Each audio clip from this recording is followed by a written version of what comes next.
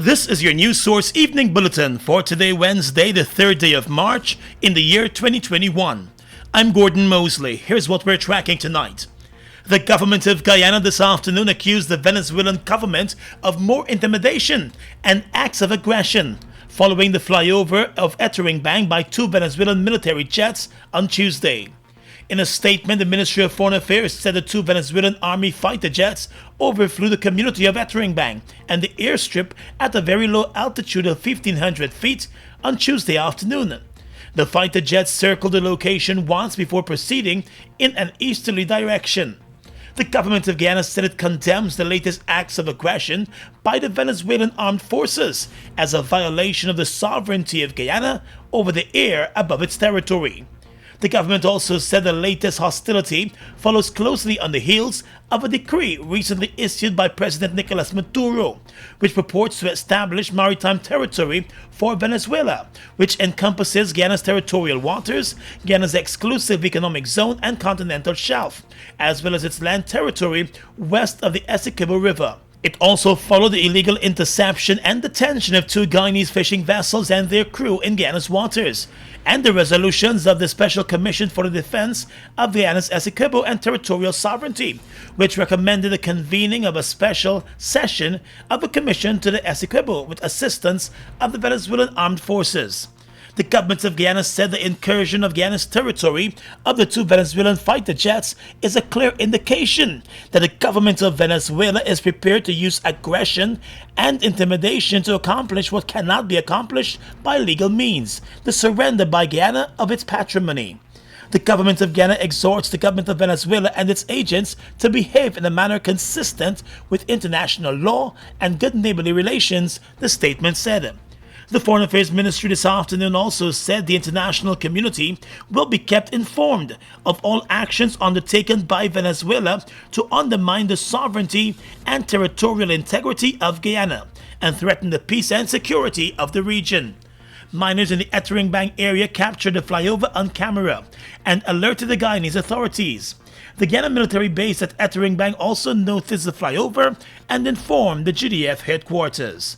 The matter is currently on the probe tonight. More news coming up in just a moment. Guyana, we've been through it all. But as a people we have weathered every storm and risen to every challenge. Because it is the people of Guyana that gives it its strength. All the people, regardless of race, class, or religion. We are one people, one strength. And now is our time.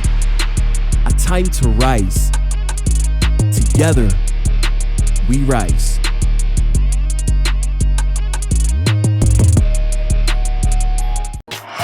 You taste the cheese, you hear the crunch.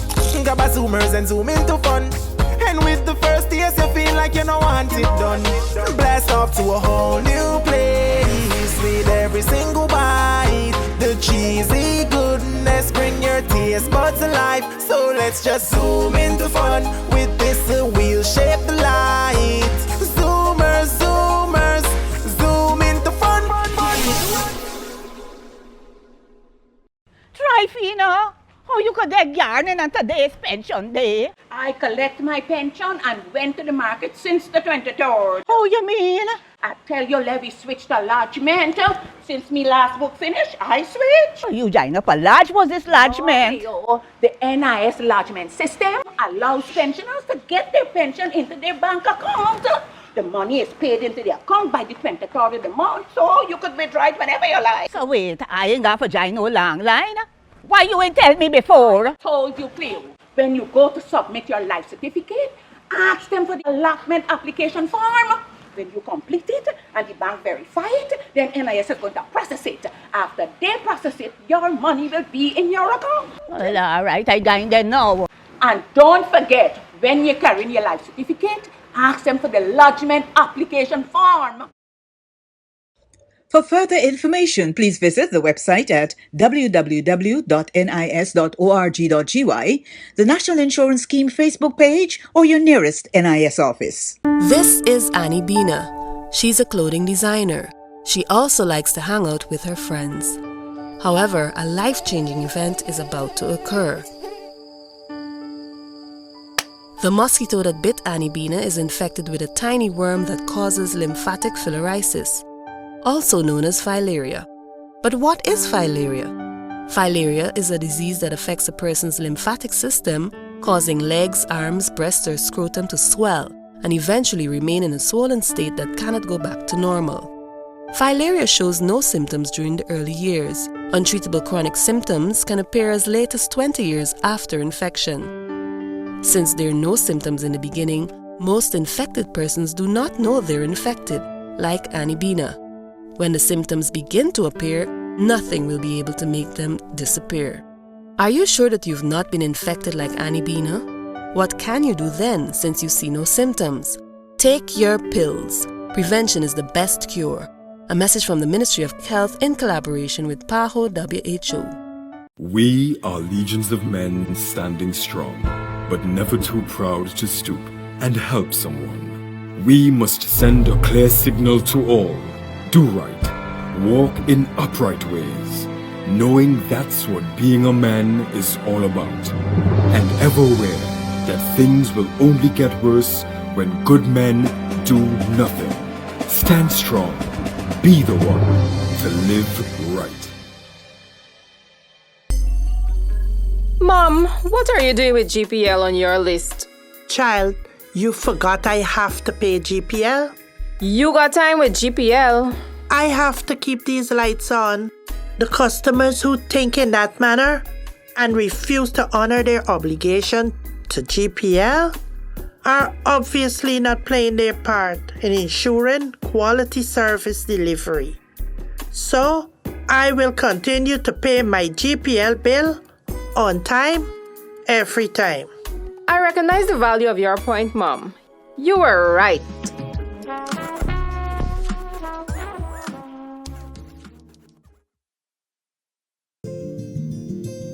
GBTI is your Guyanese bank, a bank that understands every customer's unique needs, opportunities, challenges, and financial concerns. At GBTI, we see you for you. Whether you're buying a new home or car, planning your next vacation or retirement, saving for your child's future, or whether you're ready to take that bold step of investing in your dream business idea, we are with you every step of the way. We hear your stories and watch you focus on your dreams as we share your aspirations. We are more than just banking. We are a family. We are part of your community. Our commitment extends way beyond the walls of our branches and is demonstrated every day in the opportunities we provide to our individual and business customers. The support, time, and commitment we give back to communities across Guyana to help improve the lives of our Guyanese families. Because we see Guyana through your eyes.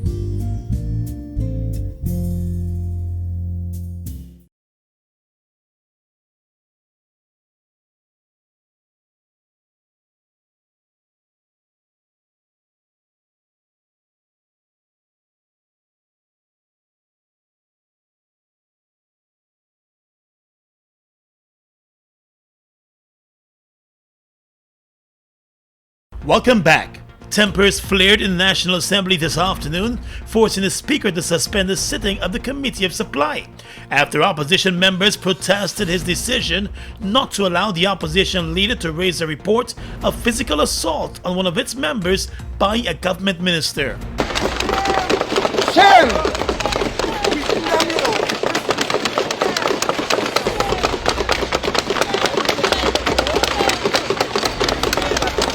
Opposition Member of Parliament Tabitha Sarabo-Halley complained this afternoon that she was physically assaulted by Public Affairs Minister Kwame McCoy on the corridors of the Arthur Chung Convention Centre, where sittings of the National Assembly are currently taking place. Minister McCoy is accused of hitting the opposition MP to her face with his phone. Sarabo-Halley has since provided a statement to the police on the alleged incident. McCoy has denied that he assaulted the opposition MP. Parliament was still in session. I was actually heading to the washroom, and there was an altercation going on. That altercation ended, and Kwame was just in my face with a phone, and he just was there less than a foot away from my face with a phone in my face, either taking videos or camera images of me. I put my hand up to block him from taking pictures of me, and he literally took the phone, his hand with the phone in it, and he chucked me and my left temple. And afterward I said, Kwame, why would you assault me? Something to that nature I said. And he said he didn't assault me. And I turned around and there were two persons who saw everything that took place. Following the reports of the incident, Opposition Leader Joe Harmon rose on a point of order to bring the matter to the attention of the Speaker, but his request was denied. We are in committee. Yes. We are in committee of supply. Mr. Chairman, in the circumstance, we will not take part any further in the committee's work. We're finished. That's it. We're not. Mr. Speaker. I can't even speak. Thank you. The move by the Speaker caused the opposition MPs to at first storm out of the National Assembly. But moments later, 18 of them, led by the Chief Whip, Christopher Jones, returned to the House, requesting a hearing from the Speaker. Mr. Speaker, we refuse this matter. It's not a light matter. A female member of Parliament was physically assaulted by Mr. Honorable Chief Whip, I'm asking you, sir, to allow us to complete.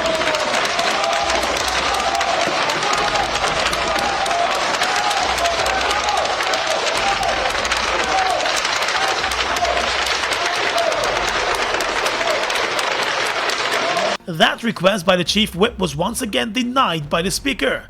Speaker Mansour Nadir explained that for him to hear the opposition's complaint, he would have to first dissolve the Committee of Supply and convene the Assembly. That explanation was met with a loud thumping of desks by the opposition MPs, drowning out the Speaker, who failed to restore order. Mr. Speaker, we have 18 members of Parliament who are standing. 18 members of Parliament who are standing on the feet, sir, and in keeping with the standing orders, we must be heard. Mr. Nadir eventually rose from his seat and took his leave from the Assembly as government MPs gathered around Minister McCoy to get details of the alleged incident. The matter is being investigated. Well, one day after the Permanent Secretary at the Ministry of Health informed the Linden Hospital CEO, Rudy Small, of his removal from that position, the Health Ministry has made a decision to reinstall Small in the post, and the Permanent Secretary has now been instructed to reinstall him with immediate effect. Small was removed after nurses voiced disapproval over accusations made by him that they would leave their posts at night to engage in extramarital sexual activities with their sweet man.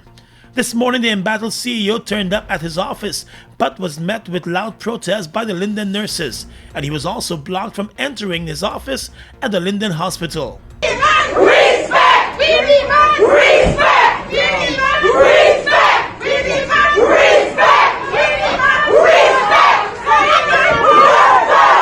respect! In a statement this morning, the CEO issued another apology to the nurses and all staff members at the Linden Hospital. He said he made a statement that was hurtful to the nurses and that must have hurt other staff members. He said there is no excuse for his public utterances on the matter, and therefore he offers a sincere apology to all that the utterances might have hurt. He also noted that he knows he has disappointed those who place their confidence in him, and for that he is truly sorry. The reinstalled CEO said he is again reiterating his commitment, since he genuinely believes that the staff of the Linden Hospital complex is a dedicated and committed staff, and he is renewing his promise to work with them to ensure the mission is achieved. The nurses are not buying his apology, and they are now being backed by the Guyana Public Service Union and the Regional Democratic Council. The nurses are making it clear that they intend to continue their protest action against any plan or move to reinstall the CEO.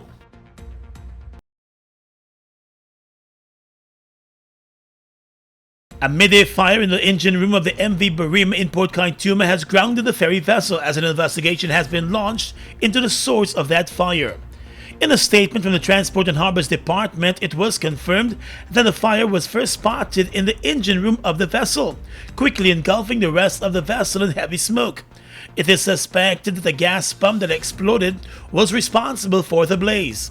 The fire was brought under control with the help of residents and the crew of the vessel. The Transport and Harbors Department said that as a matter of urgency, its officials, along with officials from the Ministry of Public Works and the Ministry of Home Affairs, are probing the incident to ascertain the extent of the damage to the vessel. External engineers are also being engaged to assist with the investigation. The vessel was loading for a trip to Georgetown at the time of the incident. It left Georgetown on Saturday and sailed to Port Kaituma without incident, according to the Transport and Harbors Department.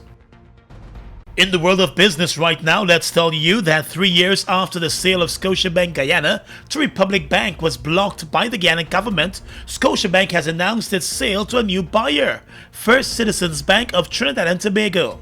In a statement this afternoon, Scotiabank announced that it has reached an agreement for the sale of its banking operations in Guyana to First Citizens Bank Limited.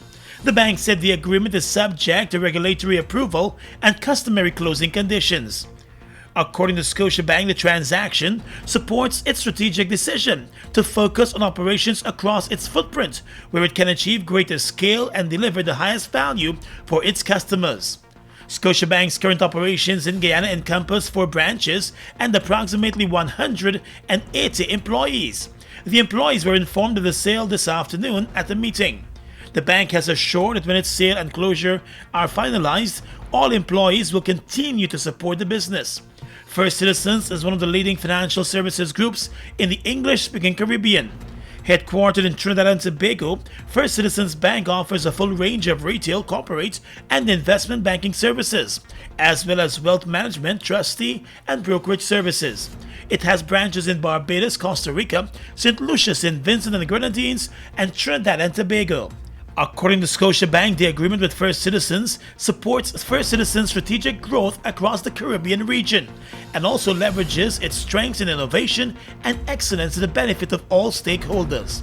The bank has indicated that until regulatory approvals are obtained and the transaction closes, Scotiabank's operations in Guyana will continue as usual.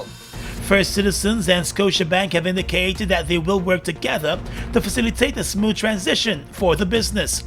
Back in 2018, when Scotiabank first announced the sale of the majority of its Caribbean operations, an agreement was reached for Republic Bank to take over the Guyana operations.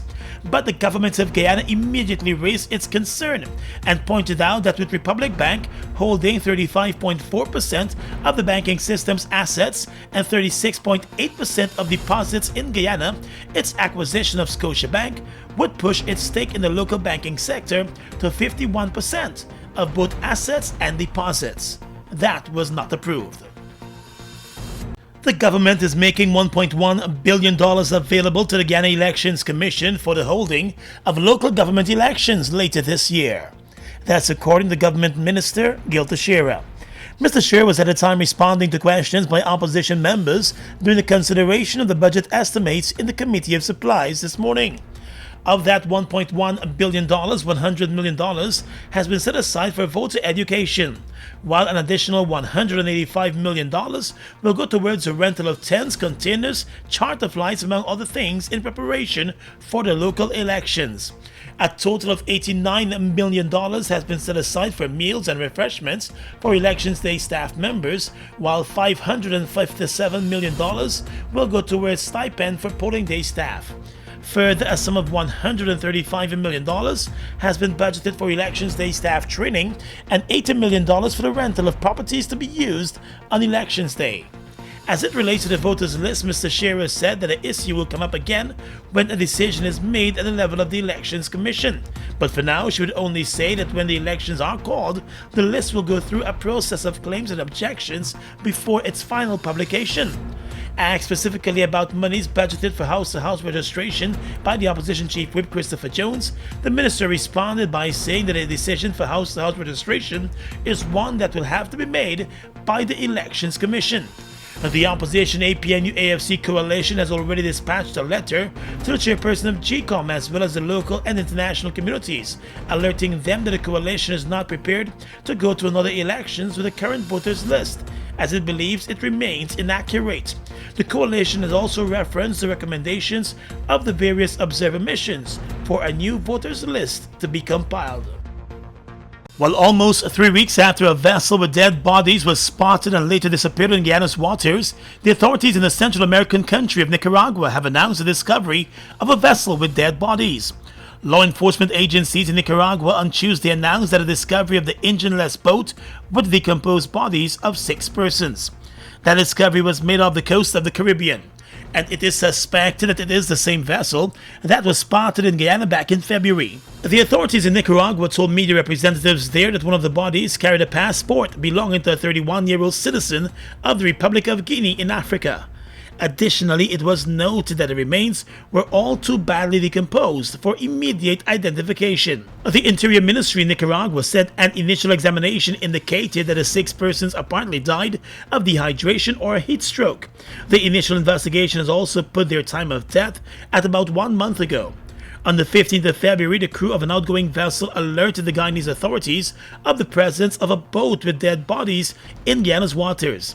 The crew was asked to keep an eye on the boat until the Guyanese authorities visited the scene. However, by the next morning, the boat was discovered missing as a search and recovery was launched by the Guyana Coast Guard. The search and recovery exercise was called off as the boat could not be located and was suspected of drifting away from Guyana. Guyana, we've been through it all. But as a people we have Weathered every storm And risen to every challenge. Because it is the people of Guyana that gives it its strength. all the people, regardless of race, class, or religion. We are one people, one strength. And now is our time. A time to rise. Together, we rise.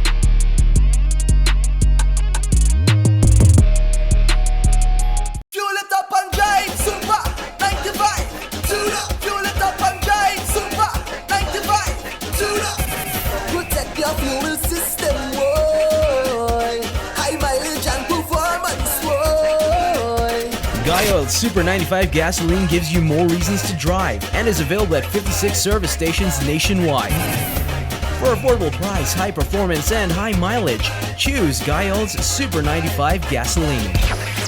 Fuel it up and drive. This is Annie Bina. She's a clothing designer. She also likes to hang out with her friends. However, a life-changing event is about to occur. The mosquito that bit Annie Bina is infected with a tiny worm that causes lymphatic filariasis, also known as filaria. But what is filaria? Filaria is a disease that affects a person's lymphatic system, causing legs, arms, breasts, or scrotum to swell and eventually remain in a swollen state that cannot go back to normal. Filaria shows no symptoms during the early years. Untreatable chronic symptoms can appear as late as 20 years after infection. Since there are no symptoms in the beginning, most infected persons do not know they're infected, like Annie Bina. When the symptoms begin to appear, nothing will be able to make them disappear. Are you sure that you've not been infected like Annie Bina? What can you do then since you see no symptoms? Take your pills. Prevention is the best cure. A message from the Ministry of Health in collaboration with PAHO WHO.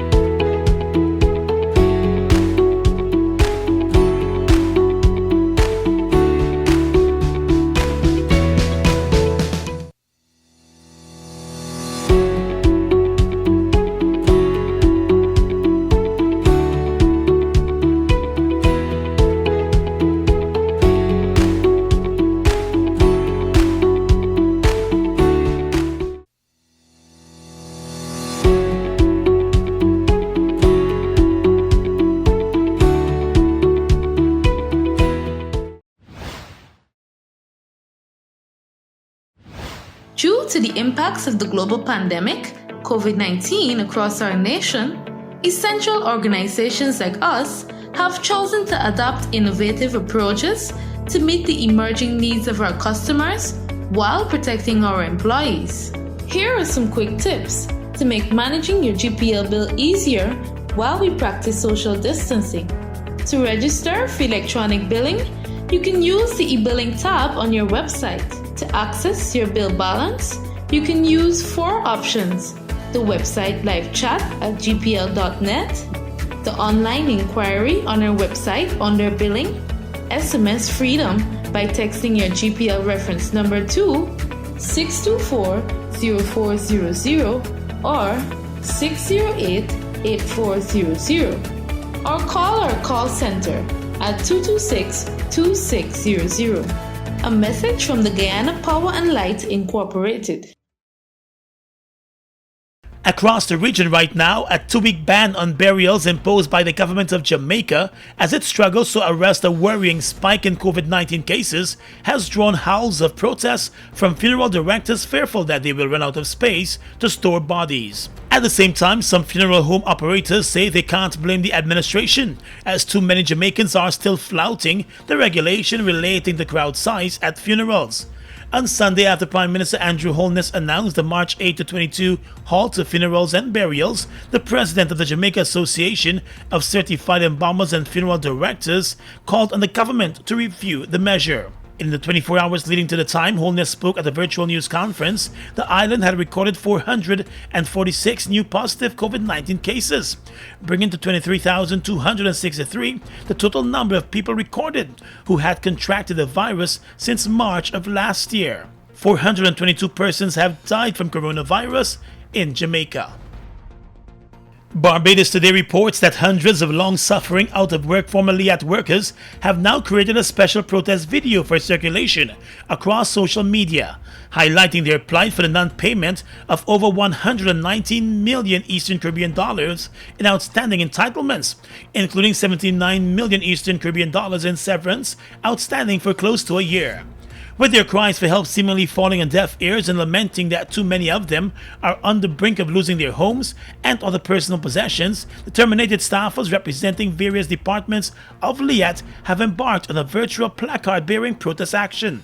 The video, which opens up to soft haunting piano music and the visual message several LIAT workers are still owed and are suffering, suggests the action is directed at LIAT's shareholder governments. Those protesting online represent pilots, engineers, flight attendants, and mechanics.